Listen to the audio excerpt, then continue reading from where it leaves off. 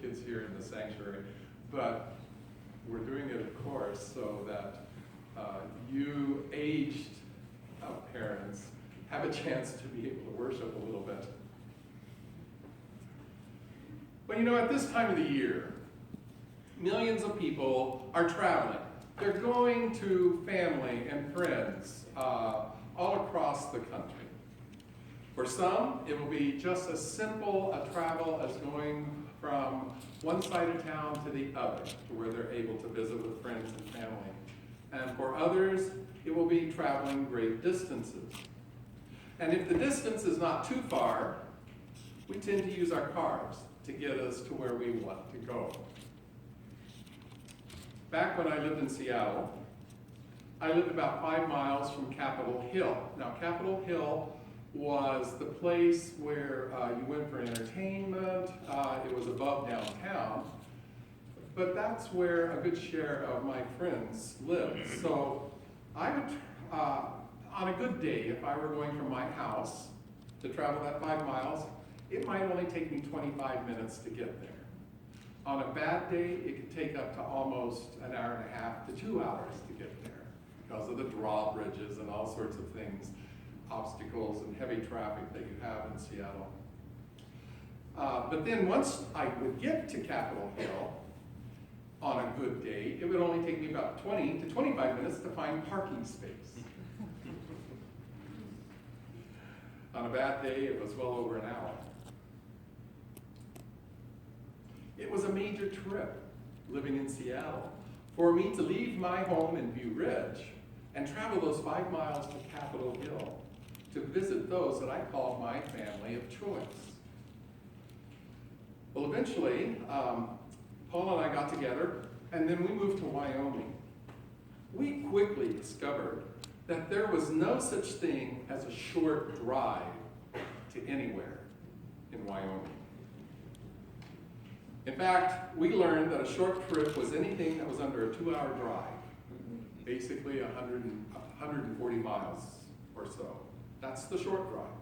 The average drive would be somewhere between a 4 to 5 hour drive, somewhere between 300 to 400 miles.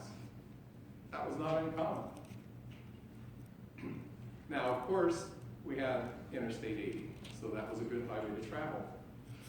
But just to the north of Interstate 80 is the original travel route that was taken by the pioneers who were moving from the East Coast to the West.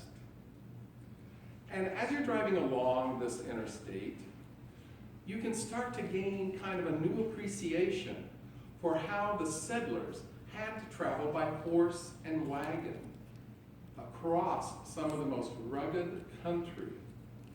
For when you are in Wyoming, you are literally at the top of the Rocky Mountains for a good share of the way.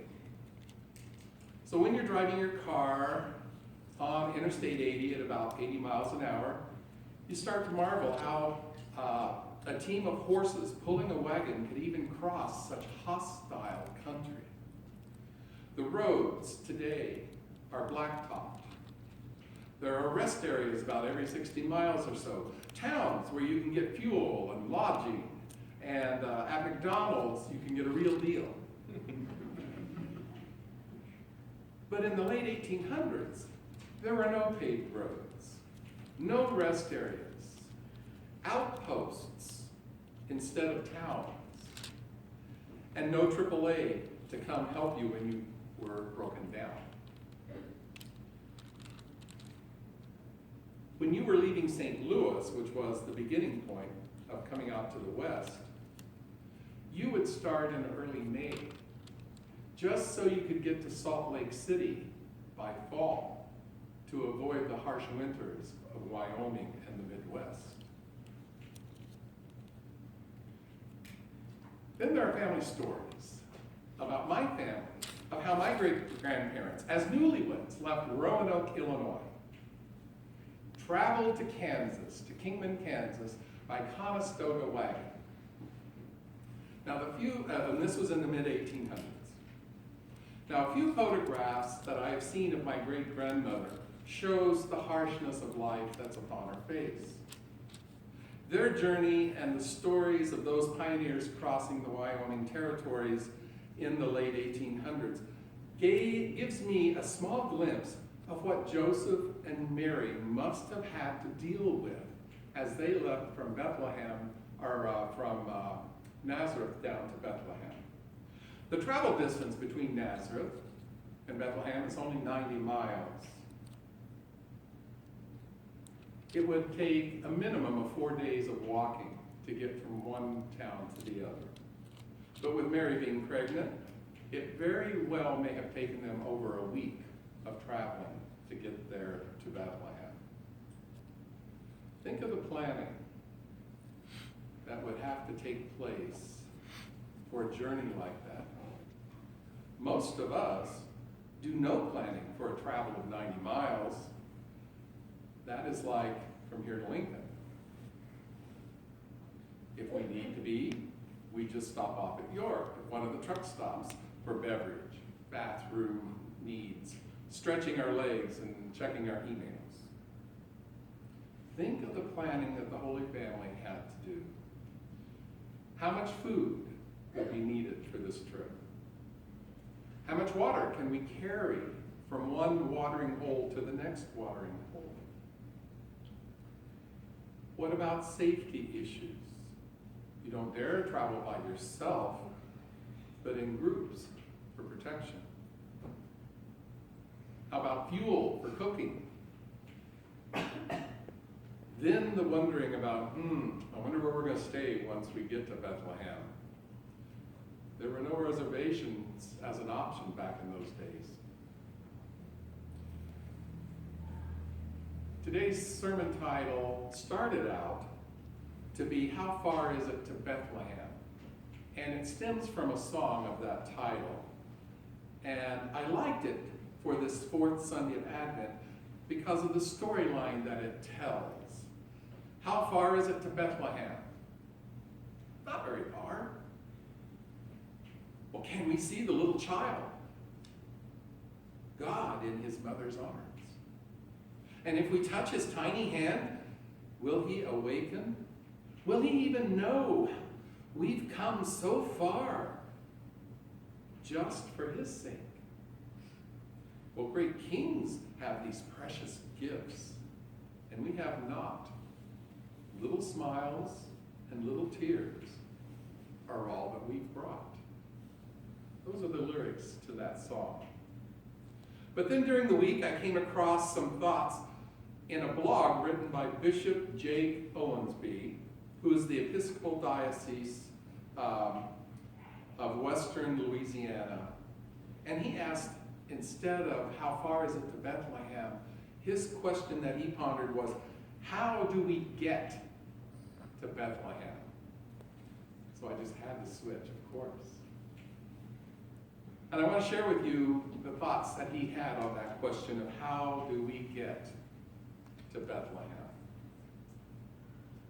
He says, how do we get to Bethlehem means, how do we fulfill our longing for God?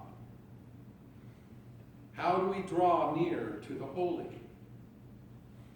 How do we get to the face, to the very heart of God? He shares, the Joseph I'd imagined had heard Caesar's decree and thought, how do I get from here to there? The journey was his to accomplish. It was up to him to reach the required destination. Punishment awaited those who failed to make the trip in the allotted time. I wonder if Joseph represents how some of us think about how to approach God. We have to pray the right way, think the right way, follow the right rules to get near to God. And life is short. We only have so much time to reach our destination, or else. A very different idea had dawned on Mary. Bethlehem, a place where heaven bends low to touch the earth, had already come to her. Heaven in its fullness was was dwelling in her womb, and in Jesus, the Holy has already embraced the earthly. Bethlehem is wherever we are. That's the message that the motley crew of shepherds heard that night that Jesus was born. Heaven has shown up right here where you are. This cold and muddy field is flooded with the holy, and now at least you can see it.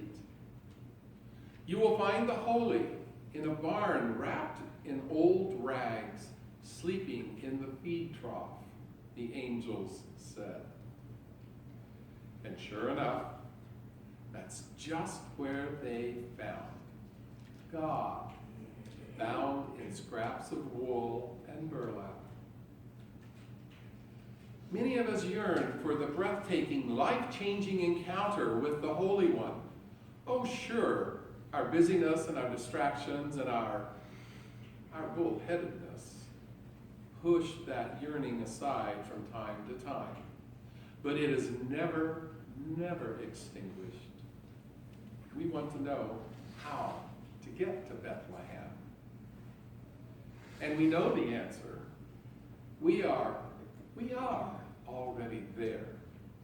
We need only to learn to stop long enough to open our eyes and our hearts, to see a unique, irreplaceable person, instead of sizing up someone as one of us or one of them, as black or white or gay or straight or transgender, as progressive or conservative, as winner or loser. To feel the hunger and the sorrow, to feel the loneliness and the misery of the poor and the homeless, of the grieving and the marginalized, of the oppressed and the displaced.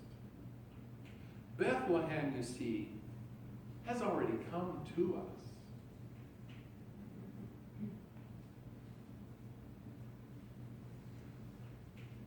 On this fourth Sunday of Advent, our focus is on joy. As Mary heard the news from God's messenger that she had found special favor with God, she responded with, "I am the Lord's servant." Mary found joy in opening herself to the invitation of God to participate in God's plan. This servant's heart started her on her road to Bethlehem. Joseph, too, heard the invitation by God to participate in this great story.